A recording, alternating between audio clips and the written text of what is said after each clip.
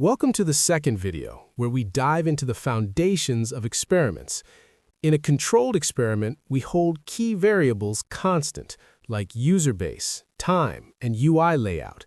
This is the principle of Ceteris Paribus, or all other things being equal. We manipulate a single independent variable, the intervention. By changing only this one factor, while strictly controlling everything else, we ensure that any difference in outcome can be attributed to the model change alone, not to seasonality, user drift, or UI effects.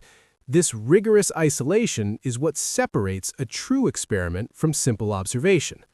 Here, we visualize the architecture of a standard A/B test. At the top, a traffic splitter divides our user base into two parallel streams. On the left, traffic flows into the control group. This group sees the baseline experience, represented by a standard gray button on the phone mockup, which serves as our reference point for current performance. On the right, traffic flows into the treatment group. This group receives the intervention, our new model or feature, visualized here by a larger pulsing orange button. The key is that these two groups run simultaneously.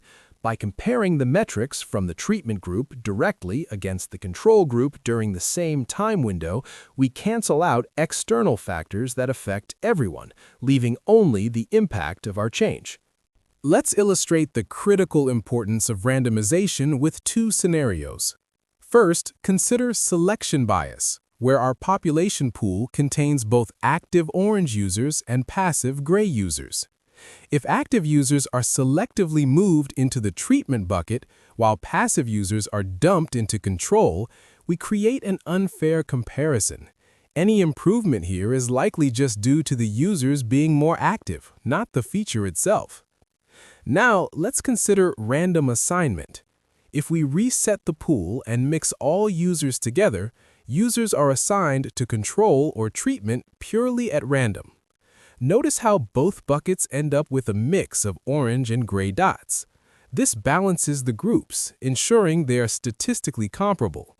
Randomization effectively equalizes the unobserved factors, making our test valid. How do engineers implement randomization in code? We don't just use random.choice, we use mathematics. The code block shows a function assignedBucket that takes a user ID, adds a salt string, and hashes it.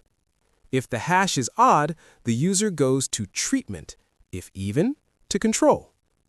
Below, we see a pipeline visualization. User ID cards slide into a central hash function box. The box processes the ID and spits it out into the correct bin. User 101 hashes to treatment, odd, while user 105 hashes to control, even. This method is deterministic and reproducible. If user 101 logs in tomorrow, they will get the exact same hash and the exact same experience, ensuring a consistent user journey throughout the experiment. If you found this video helpful, please like and subscribe to the channel for more AI engineering content. Thanks for watching.